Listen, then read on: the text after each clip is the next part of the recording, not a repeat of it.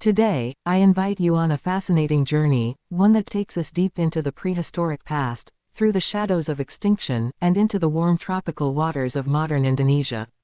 We are about to explore the extraordinary rediscovery of a creature believed to have vanished from our planet 70 million years ago, the so-called dinosaur fish, the SEE-la-kanth.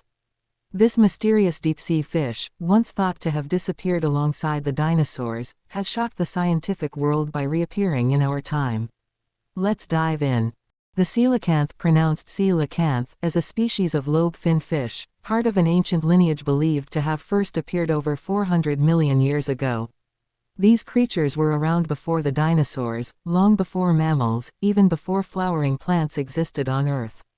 Fossil records showed that coelacanths thrived in the oceans for millions of years, until about 70 million years ago, when they vanished from the fossil record. For decades, scientists assumed they had gone extinct during the mass extinction event that also wiped out the dinosaurs. It was only in 1938 that the scientific community was stunned by the discovery of a live specimen off the coast of South Africa.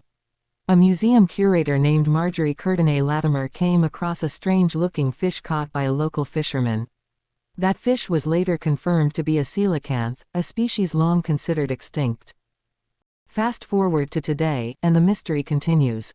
In recent years, specifically in Indonesia's coastal waters, local divers and fishermen have captured footage and even specimens of coelacanths. One of the most recent sightings occurred near North Sulawesi, where divers exploring the deep-sea reefs accidentally filmed this elusive creature gliding calmly through the ocean depths. This rediscovery raised international attention, not only because the species was once presumed extinct, but also because Indonesia had not been a known habitat for them until relatively recently. What makes this new discovery even more interesting is that the Indonesian coelacanth appears to belong to a different species than those found off the coast of Africa. This hints at a larger, perhaps global, distribution of coelacanths in deep-sea environments that we barely understand. So what makes the coelacanth so special? First, its biology. Coelacanths are not like modern fish.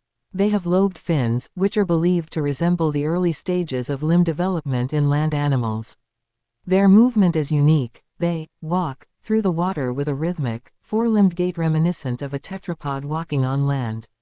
Their skeletons are made mostly of cartilage, and they have a notochord, a fluid-filled tube that serves as a primitive backbone. They also have a unique joint in their skull that allows the front part of their head to move independently from the back, a trait not seen in modern fishes. Most astonishingly, they are long-lived and slow to reproduce. Some can live up to 100 years and only begin reproducing around age 20. Females carry their embryos for more than 3 years before giving birth to live young, one of the longest gestation periods in the animal kingdom. Given all this, one might wonder, why did we think they had gone extinct?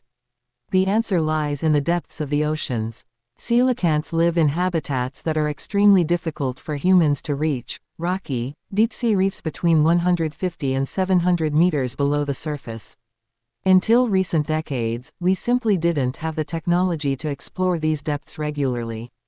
The absence of fossil evidence from recent periods misled scientists to believe the species had died out. In reality, they had simply moved to deeper, less accessible waters, avoiding detection. The rediscovery of the coelacanth is a double-edged sword.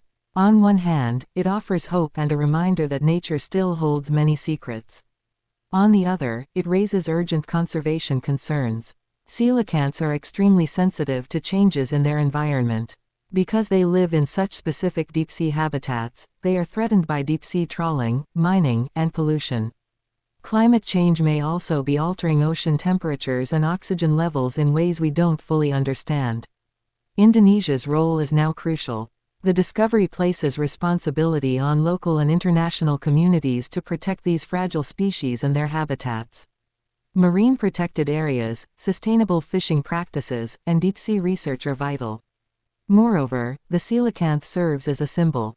If we can lose track of a giant prehistoric fish for 70 million years, what else might we be missing?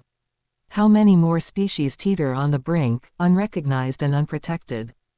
The coelacanth's reappearance also forces us to rethink assumptions in science. It challenges the idea that extinction is always final. It proves that even with modern science, there are still vast blind spots in our understanding of the natural world. New discoveries like this fuel scientific curiosity and highlight the importance of preserving biodiversity, not just for its intrinsic value, but for the insights it can offer into evolution, adaptation, and life itself. This fish, this so-called living fossil, acts as a bridge between the past and the present. It tells a story of resilience, of survival against the odds, and of the continuing mystery of life in Earth's oceans. In closing, the rediscovery of the SEE-la-kanth in Indonesia reminds us of the wonder and complexity of the natural world. It teaches us humility, that there is still so much we don't know.